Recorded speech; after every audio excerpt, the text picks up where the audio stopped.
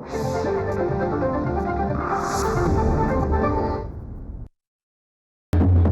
कार्यक्रम संग्रहित असल्याने ध्वनिचित्र मुद्रण सदोष असण्याची शक्यता आहे.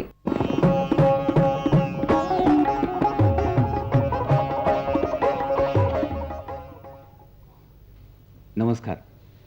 आपण मंडळी उद्योगपती, राजकीय नेता, चित्रकार, संगीतकार, गायक अशा वेगवेगळ्या क्षेत्रातल्या ज्येष्ठांना कधीतरी कुठेतरी पाहत असाल किंवा भेटत असाल किंवा त्यांच्याविषयी काहीतरी वाचत असाल. अशा वेळेला तुमच्या मनात एक कुतूहल नक्की निर्माण होत असेल की या मंडळींना खरंच त्यांच्या तरुणपणी सुद्धा याच क्षेत्रात यायचं होतं का त्यांच्या मनात त्यावेळेला काही वेगळेच विचार होते. तुमच्यासारखंच अनेकांच्या मनात हे कुतूहल असेल. हेच जाणून घेण्यासाठी आपण या ज्येष्ठ मंडळींच्या तरुणाईमध्ये डोकावण्याचा अल्पसा प्रयत्न करणार आहोत. तेच आजच्या ह्या कार्यक्रमाचं प्रायोजन, आयोजन आमची 25शी. आजच्या ह्या कार्यक्रमामध्ये आपल्या भेटीला आलेत श्रीनिवास खळे आणि शांताबाई शेळके. तेव्हा शांताबाईंपासूनच या त्यांच्या तरुणपणच्या काळाविषयी थोडीफार माहिती घ्यायला सुरुवात करतो. शांताबाई, तुमचं कॉलेज कुठलं होतं आणि मुळात म्हणजे त्या कॉलेजच्या नियतकालिकातच तुम्ही पहिली कविता लिहिलीत का? सुधीर, माझं कॉलेज पुण्याचं सर परशुरामभाऊ कॉलेज. आणि कवितेबद्दल म्हणाल तर कॉलेजच्या मॅगझिन मध्ये एकदा लेख लिहिला होता, पण कविता तिथे नाही लिहिली. त्या कॉलेजच्या काळामध्ये कविता लिहावीशी वगैरे अशी वाटली नव्हती का? वाटली होती ना, पण मी कॉलेजच्या मॅगझिन मध्ये एक लेख लिहिला होता आणि कविता शाला पत्रक मासिकामध्ये लिहिली होती, पहिली कविता. बरं. पण पहिली बोली लिहिलेली कविता तुम्ही कोणाला लिहून दाखवली? आता गंमत अशी आहे की आमच्याच कॉलेजमध्ये विद्यार्थी होता त्यावेळी, श्रीनिवास पाटणकर म्हणून. फार अल्प वयामध्ये तो गेला, पण फार चांगला कलावंत होता तो. फार सुंदर कविता करत असे. त्याची एक कविता मी वाचली. सूर्य गेला मावळून काऊची उभूर बाई काऊची उभूर, आकाशीच्या अंगणात स्वर्गंगेला पूर. ती कविता वाचली आणि मला कविता लिहावीशी वाटली आणि मग ती कविता मी लिहिली आणि शालापत्रक मासिकाला दिली. फक्त माझ्या गुपितामध्ये माझ्या धाकट्या बहिणीला मी समाविष्ट केलं होतं. बरं. काय साधारणपणे पण त्या विशिष्ट वयामध्ये कवी मनाची मंडळी असं म्हणजे आमच्या भोवताली जे दिसतात त्याच्यावर म्हणतोय मी, तुमच्या काळातलं जाणून घ्यायचंय. ही कवी मनाची मंडळी विशिष्ट सुगंध, अत्तर म्हणजे विशिष्ट पद्धतीचे कपडे घालणं म्हणजे विशिष्ट रंगाचे असं काहीच भाऊ खेळ खेळत असतात. अरे वा.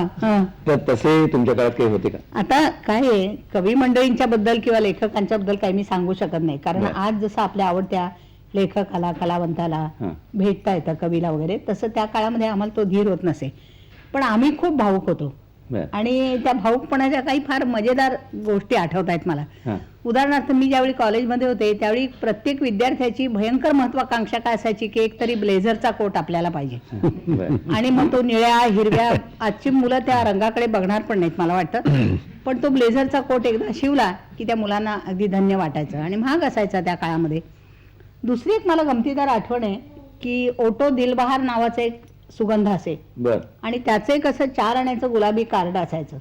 ते कार्ड आपल्याजवळ पाहिजे वहीत, आणि फारच आवडतं असेल तर मग कवितेच्या पुस्तकात वगैरे. सुगंधाचं कार्ड म्हणजे त्या कार्डाला तो सुगंध लावलेला असायचा आणि ते कार्ड आपल्याजवळ पाहिजे. पाहिजे म्हणजे पाहिजेच अगदी असं होतं. अशी कार्ड तुमच्या आसमंतात कोणाला किती आली? येत नसत हो, आपण जाऊन 4 आण्याचं विकत त्या काळामध्ये म्हणजे तुमच्या आजची कारकीर्द ही कवयित्री शांताबाई शेळके म्हणून किंवा गीतकार शांताबाई शेळके म्हणून जास्त माहिती आहे, म्हणून त्याचा मागोवा घेण्याच्या दृष्टीने विचारतो की त्यावेळेला काव्य वाचन वगैरे कितपत होत असत आणि तुम्ही काव्य वाचनाकडे कितपत धाव घेत असत? काय होतं खरं म्हणजे आमच्या काळामध्ये, त्या काळात रविकिरण मंडळाची कविता वाचन फार लोकप्रिय होती आणि यशवंत, गिरीश हे फार उत्तम कविता वाचत असत आपल्या, म्हणून दाखवत असत. पण का कोण जाणे, त्यांची नाही मला कधी ऐकायची संधी मिळाली. पण वाटवे, गजाननराव वाटवे, पुण्याचे गणपती उत्सव जे व्हायचे त्यामध्ये गजाननरावांची मी अनेक ऐकली काव्य गायनं त्यांची. बर. आणि मला इतकंही आठवतं की अनेक चांगल्या कवितांचा प्रथम परिचय त्यांच्या काव्य वाचनातून झाला, मला काव्य गायनातून. अच्छा, म्हणजे उदाहरणार्थ कोणते कवी सांगता? नाग देशपांडे, बर.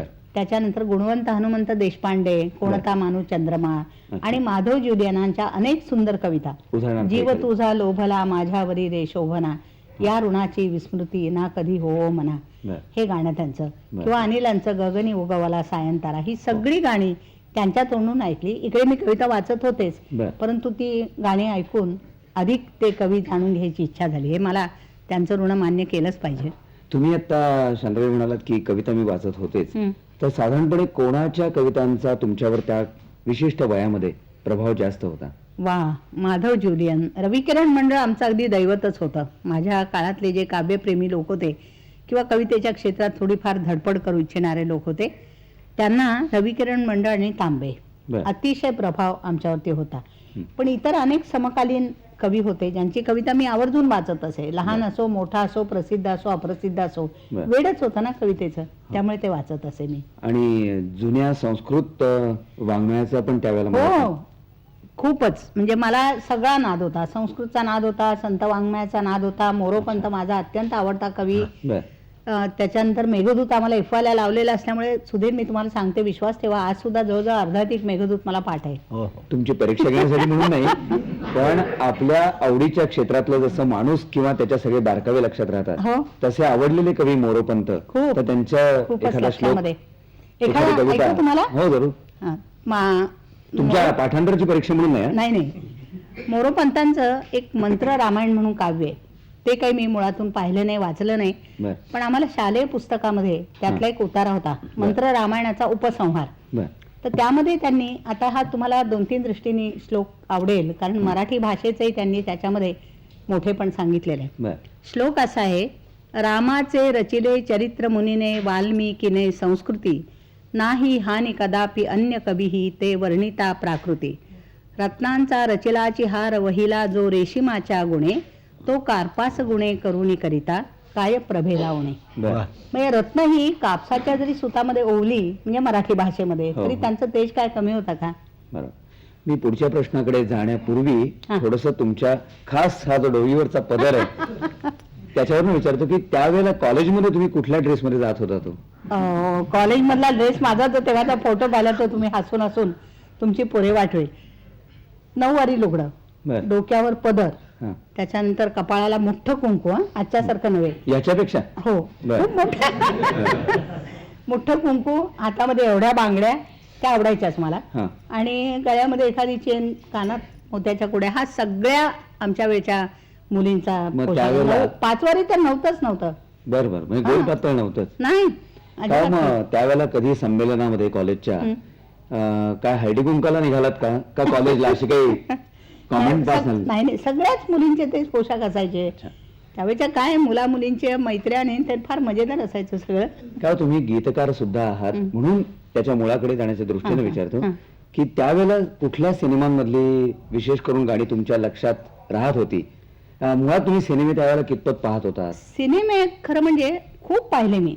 बर. कसं म्हणजे मला वाटतं त्यावेळी तिकीट काहीतरी 4 आणे वगैरे तिकीट बर, असेल, बर. आणि आमच्या घरची माणसं द्यायची आम्हाला परवानगी, कारण आम्ही काय घरातली सगळी भावंड मिळून जात असो. हा. एक तर देवदास बर. सैगलचा म्हणजे वेड्यासारखा पाहिला, किती 17, वेळा? 18, 20 वेळा पाहिला असेल तो. वा. कारण देवदास बघायचा आणि धोधो धोधो रडायचं, बरोबर. त्यात काहीतरी आम्हाला एक मोठा आनंद वाटायचा. म्हणजे अच्छा. नंतर तुम्हाला सांगते की कंगन, बसंत, झुला, बसंत चित्रपट एक अतिशय आवडला आम्हाला. बर. मुमताज शांती हो. त्याच्यामध्ये होती, आणि अतिशय आवडला. किस्मत अतिशय आवडला. मग गाणी तर त्याचा- अगदी त्याची ओठावरच असतील, आ?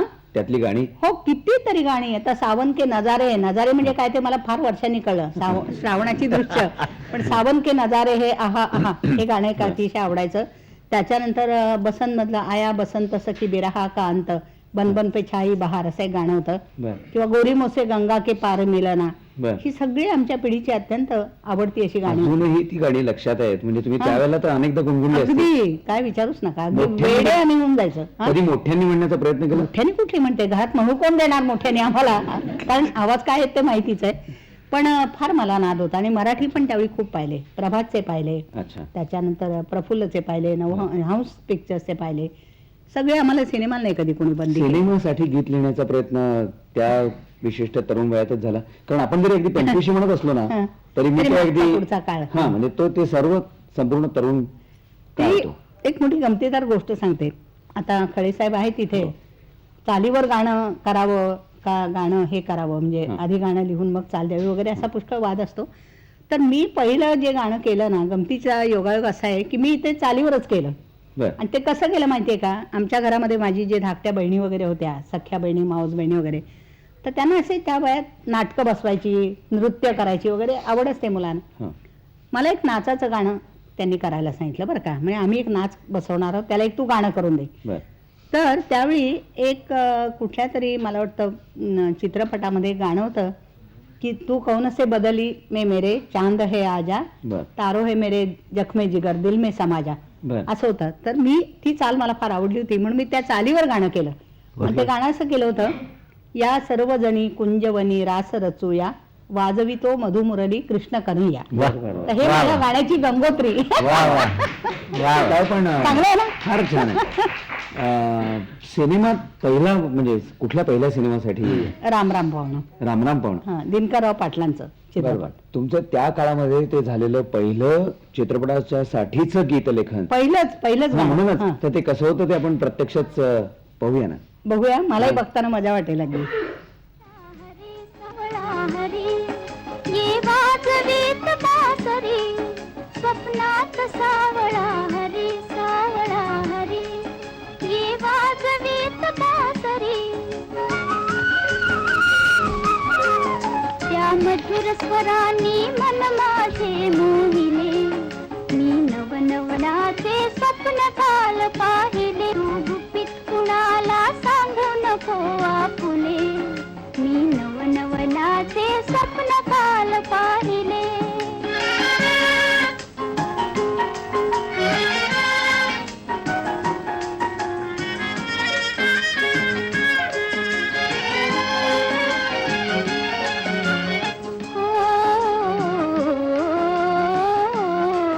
कर घालून माझ्या गळ्यात गुज गोष्टी कर सावळा, कर घालून माझ्या गळ्यात गुज गोष्टी कर सावळा, हलकेच ते अधरास अधर जुळविले. शांताबाई, कविता, चित्रपट, पत्रकारिता, प्राध्यापकी हा. अशा विविध भूमिका तुम्ही नंतर केल्यात. हो, तर यापैकी नेमकं कुठल्या बाजूला आपला कल जास्त आहे याची काही जाणीव त्या विशिष्ट काळामध्ये तुम्हाला झाली होती का? हो, मी सांगते तुम्हाला की खरं म्हणजे एमएच्या परीक्षेत मला चांगलं यश मिळालं होतं, पण बरं. प्राध्यापकी मी करीन असं काही त्यावेळी मला वाटलं नव्हतं. बरं. त्या वयात सगळ्या वेड्या कल्पना असतात ना डोक्यामध्ये, तशी एक कल्पना होती की आपण लेखनावर जगायचं, लेखक म्हणून जगायचं, बर असं एक ऐट होती जरा. आणि त्याच्यामुळे मी गेले नवयुग वर्तमानपत्रामध्ये अत्र्यांच्याकडे. एकदम, बर आणि तिथे 5-6 वर्ष मी काम केलं आणि बरं. बऱ्याच गोष्टी मी तिथे शिकले. म्हणजे बर कारण अनुवाद करायला शिकले तिथे, मुलाखती घेणं, सभेचा एखाद्या वृत्तांत सादर करणं. बर आता अजिबात एक 10 कॉलमचा मजकूर पाहिजे म्हटलं की इथं बसायचं आणि लिहायचं.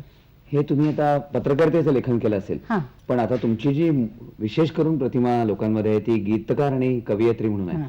तर हे आपलं पूर्ण वेळचं क्षेत्र होईल असं त्यावेळेला पूर्ण आत्मविश्वास वाटला होता? आता असं आहे की मी इतका कोणी भविष्याचा त्या वयात विचार केला होता, परंतु लेखक व्हायचा अशी काहीतरी एक कल्पना, आणि लेखक ह्या गोष्टीभूती एक असं फार तेजोवलय असायचं मनामध्ये. कारण आम्ही मोठे मोठे लेखक पुण्यामध्ये त्यावेळी बघत कोण होतो. कोण? कितीतरी यगो जोशी पाहिले मी, बोकील पाहिले, त्याच्यानंतर कवी यशवंत पाहिले, आणि मोठे फारच मोठी नावं सांगायची झाली तर दत्तो वामन पोद्दार, वामन मल्हार जोशी, तात्यासाहेब केळकर. कोणाला अशी- त्यापैकी थेट जाऊन भेटला होतात का? हो, ते मात्र एक धाडस केलं होतं मी. मला आठवतं मी BAच्या वर्गामध्ये होते आणि एका संस्कृत श्लोकाबद्दल माझ्या मनामध्ये काही शंका होत्या. बरं. उत्तर रामचरित आम्हाला नेमलेलं बरं. होतं BAला, बर आणि कसं मी धाडस केलं आजही मला हसू येतं की तात्यासाहेब केळकरांच्याकडे गेले, आणि त्याहीपेक्षा कौतुकाची गोष्ट म्हणजे एक BAच्या वर्गातली एक सामान्य मामूली विद्यार्थिनी आपल्याकडे आलेली आहे, तर काहीतरी 2 वाक्यात तिची बोळवण करायची असं नाही केलं त्यांनी. बर त्यांनी माझी शंका समजावून घेतली, माझ्यावर एक 15-20 मिनिटं चर्चा केली. मला एक फार सुंदर अर्थ त्या श्लोकाचा त्यांनी समजावून सांगितला. फार प्रसिद्ध श्लोक आहे तो उत्तर ह्या- रामचरितातला. त्यांच्यासारख्या ज्येष्ठाच्या ह्या उत्तेजनामुळे तुम्हाला नाही म्हटलं तरी त्या उमेदवारी काळामध्ये खूप आधार वाटला असेल ना? हो, फारच मला आनंद वाटला. अर्थात की एवढ्या मोठ्या माणसाने आपल्याकडे इतकं लक्ष दिलं. पण तसं मी सांगते, मी भाग्यशाली म्हणायला पाहिजे. हां. कारण आमच्या कॉलेजमध्ये आम्हाला शिकवायला बापूसाहेब माटे होते. बर त्यांनी माझं कौतुक केलं. मला आठवतं मी कॉलेज मॅगझिनमध्ये पहिलाच लेख लिहिला होता. हां. तर त्यावेळी बापूसाहेब माटे असे समोरून येत होते आणि ते आमचे गुरुजी होते, परंतु बोलायचं धाडस कुणाला. पण त्यांनी मला सांगितलं की अगं तुझा तो अमका अमका लेख वाचला आणि तो मला आवडला. वा वा वा हो, आणि राश्री जोग हे आमच्या कॉलेजचे नसून सुद्धा माझ्या कवितेचं मार्गदर्शन सुरुवातीच्या काळात सगळं त्यांनी मला केलं. त्या सगळ्यांच्या बद्दल अतिशय मला आजही कृतज्ञता आणि प्रेम वाटतं. वा. शांतबाई, आता मी हो, मला खळे साहेबांच्याकडे ऐकायचं आहे वळतो ना. थोडा. हां. खळे साहेब, तुमची त्या तरुण वयामधली पहिली वेळी रचना कुठली म्हणता येईल? रेकॉर्ड म्हणजे म्हणता येईल. रेकॉर्ड मधली का पहिली केलेली? दोन्ही सांगा ना. पहिली मनामध्ये आकार घेतलेली आणि प्रत्यक्षात पहिली रेकॉर्ड आलेली. सुधीर, पहा, योगायोग असा असतो. पहिलं जे गाणं मी कंपोज केलं हां. ते देखील अण्णांचं होतं, म्हणजे माडगुळकरांचं होतं. बर. त्या गाण्याचे शब्द होते, हां. श्रावणातल्या त्या रात्रीला शपथ घालते तुला, हो हो. वा नकोस टाकून जाऊ जीवलगा अशी एकटी मला. वा. आणि योग पहा की मी सुरुवातीचं पहिलं गाणं जे रेकॉर्ड केलं हां. ते देखील अण्णांचंच. वा. गोरी गोरी पान वा. फुलासारखी वा, छान वा, दादा वा. मला हां. एक वहिनी आहे. खळे साहेब, हे नुसतं असं गद्यात नका सांगू. या ओळी महाराष्ट्राच्या कान्याकोपऱ्यामध्ये इतक्या पोचल्या आहेत की त्या जरा. हा, पण एक लक्षात ठेवायचं सुधीर, हां. मी गाणारा नाहीये. हो, नक्की. हा. गाणं समजावून देणारं आहे पण. हा, तर-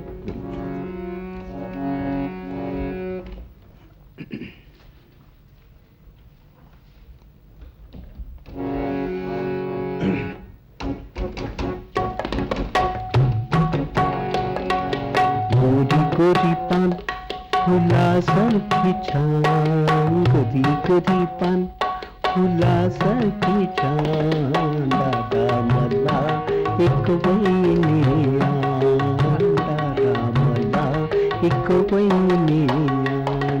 गोरी गोरी पान फुलासारखी छान, गोरी गोरी पान फुलासारखी छान, दादा मला एक वहिनी आण, दादा मला एक वहिनी आण.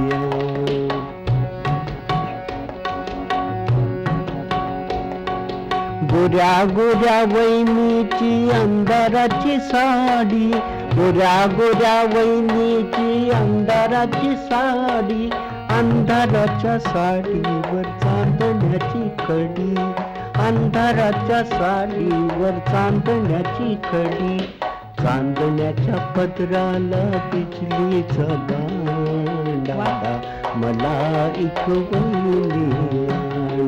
गोरी गोरी पान फुलासारखी छान, गोरी गोरी पान फुलासारखी छान, दादा मला एक वहिनी आण, दादा मला एक वहिनी आण. वा वा वा. वा. काय तुमच्या घरच्यांना तुम्ही हे गाण्याचं क्षेत्र जे निवडलं ते मान्य होतं का? म्हणजे घरात कितपत वातावरण पोषक होतं?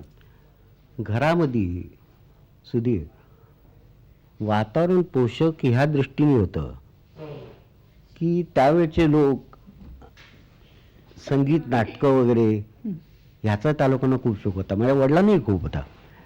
ते बालगंधर्वांचे, दीनानाथरावांचे भक्त होते. गाणं आवडायचं, पण गाणं हे प्रोफेशन घेता म्हणून कामा नये, ते हॉबी म्हणून ठेवावं. बरं बरं. तर आणि मग- त्यामुळे मला नेहमी सांगायचे गाणं शिकायला पाहिजे, पण ते कशासाठी? हे कुठेतरी असं म्हटलं काहीतरी, पण धंदा म्हणून तू घ्यायचा नाही. आणि त्या कारणास्तव त्यावेळी त्यांनी मला सरकारी नोकरीमध्ये हां. कुठेतरी ह्यांनी जावं, कारण सरकारी नोकरी म्हणजे सगळ्यामध्ये उत्तम. हां. तर मला त्यांनी सांगितलं बाबा पब्लिक सर्व्हिस कमिशनची परीक्षा पास करून अजमेरला ट्रेनिंगला पाठवलं. कुठल्या? Station master. बरं बरं बरं. आता त्या स्टेशन मास्टरचा म्हणजे फक्त संबंध इतका आला त्या लाल लाईटचा. बर बाकी आता संबंध पण त्या कुठल्या सगळ्या ज्या काही नोकऱ्या एक दोन तुम्ही वडिलांच्या खातर केल्या असतील मनात नसताना सुद्धा तिथे कुठे सूर लय तालाशी संबंध आला का हो? आला. तिथे पहा, अजमेरला हा टेलिग्राफी शिकवायला जे आम्हाला इन्स्ट्रक्टर होते बर त्यांचं नाव होतं काझी. बर तर त्या माणसाला मुळामध्ये गाण्याची अतिशय आवड. बर रात्री मला 10 वाजताना 11 वाजताना असे बोलवायचे त्यांच्या रूममध्ये. बोले बेटा पहले वो जयजयंती की चीज सुना. वा. ते अमुक ऐक, मी एक चीज दाखवतो तुला, ती शिकून घे. पण त्याने म्हटलं हे सगळं ठीक आहे पण ते टेलिग्राफीमध्ये मला येत नाही, त्याचं काय करायचं. बर तो वो एकदम इजी है बोले. बोले तू लयकारी इतनी अच्छी करता है, टेलीग्राफी में है क्या, कट्ट कड़ कट्ट कट्ट वाह, कट्ट कड़ कट्ट. बोले लयकारी है सिर्फ. अच्छा बोले ताल में तू इतना अच्छा है तो ये जल्दी सीख लेगा. आणि खरंच त्यांनी इंटरेस्ट घेऊन मला खूप शिकवलं. त्यांनी जसं हे शिकवलं तसं तुम्हाला स्वतःला आपल्याला चाल बांधता येऊ शकते हे स्वतःला कधी जाणवलं? हे जेव्हा 1944-45 मध्ये माझ्या एका मित्राने हे माडगुळकरांचं गाणं मासिकात आलं होतं ते मला दिलं. मला म्हणे बघ रे वा, काय जर इतकं छान गाणं आहे ह्याला काय चाल लावता आली तर. आणि मी ते गंमत म्हणून केलं आणि ते रेडिओवर त्या काळामध्ये ते गायलं गेलं आणि ते लोकांना खूप आवडलं. तिथून एक असं माझ्या मनाला वाटलं की आपल्याला काहीतरी करता येण्यासारखं आहे. जसं त्या मित्रांनी आपण म्हणता तसं सुचवलं तसं तुमच्या मनामध्ये ह्या करिअरकडे येण्यासाठी विशेष असा आत्मविश्वास कोणी निर्माण केला? तो एका माझ्या मित्राने, बर त्याचं नाव आहे शांताराम रांगणेकर. बर तो त्यावेळेला मुंबईमध्ये होता बर आणि त्याची इच्छा एकच की मी बडोद्यात राहू नये. बर तू बडोद्यात काही चीज होणार नाही, तू मुंबईला निघून ये. म्हटलं मुंबईला निघून ये म्हणजे इतकं सोपं नाही आहे ते, कारण इथे येऊन मी करू काय, कोणाचा आधार नाही काही नाही. ते म्हणे आपण बघू. त्या काळामध्ये त्या माणसाला 125 रुपये पगार होता. वा. त्याच्यात तो माझं सगळं म्हणजे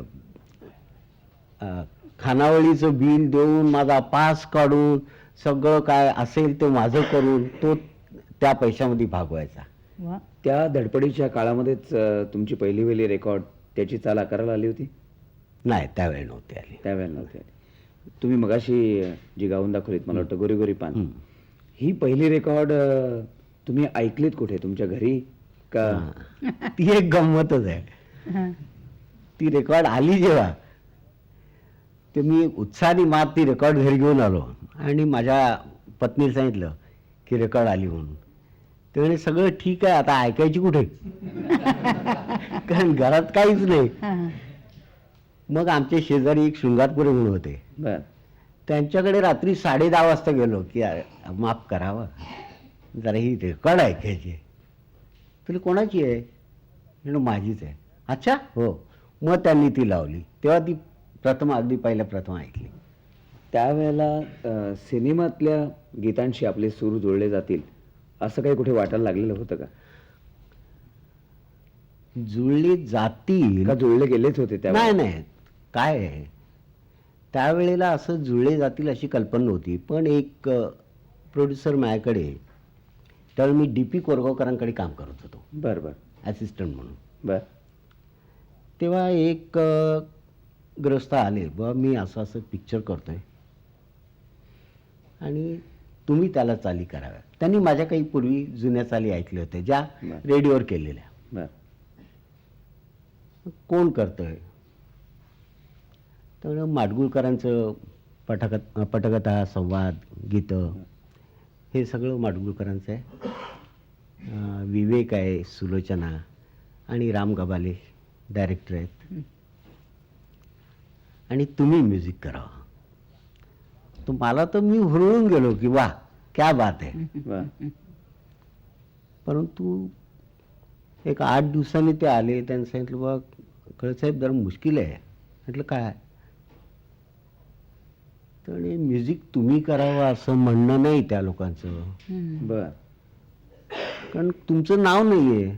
उमेदवारीचा पहिला फटका त्या वयात, नवीन क्षेत्र निवडताना.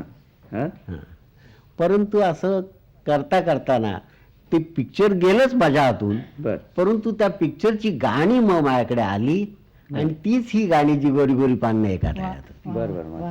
त्यातलं एका तळ्याचं ऐकवा ना, का त्या काळातलं दुसरं सुरुवातीच्या काळातलं असं स्वरबद्ध केलेलं ऐकवता? दुसरा ऐकवतो. चालेल.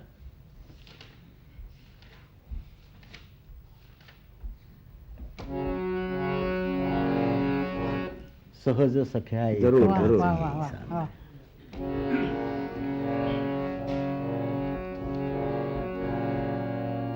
सहज सख्या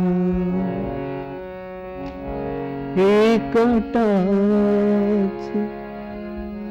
येई सांजवे. सहज सख्या एकटाच येई सांजवे. वाट तुझी पाहिन त्या, वाट तुझी पाहिन त्या अमृतरू काली. सकज सखा एकटाच येई सांजवे.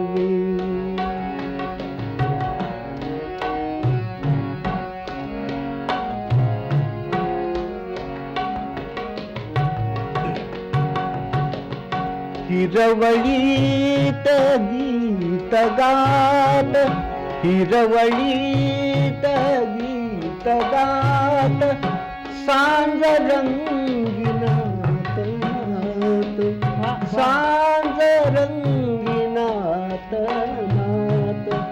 स्वप्नान रंग गुया, स्वप्नाला रंग गुया. लेवूया सकज सख्या एकटाच येई सांजवे. वा वा वा. रसिको, खरं तर प्रत्येकाच्या आठवणी जवळजवळ तासाहून अधिक काळ पुरतील एवढ्या आहेत, पण आपल्याला वेळेची नेहमीच मर्यादा असते. तेव्हा ह्या तरुणाईत डोकावताना तरी पूर्ण तरुणाई जाणून घेता येईल असं वाटलं होतं, पण तेवढाही वेळ मिळत नाहीये. तेव्हा त्या काळातल्या ह्या आठवणींचे सूर आपल्याबरोबर घेऊनच आपण हा या ज्येष्ठांच्या तरुणाईतल्या आठवणींचा कार्यक्रम इथे संपूया. धन्यवाद.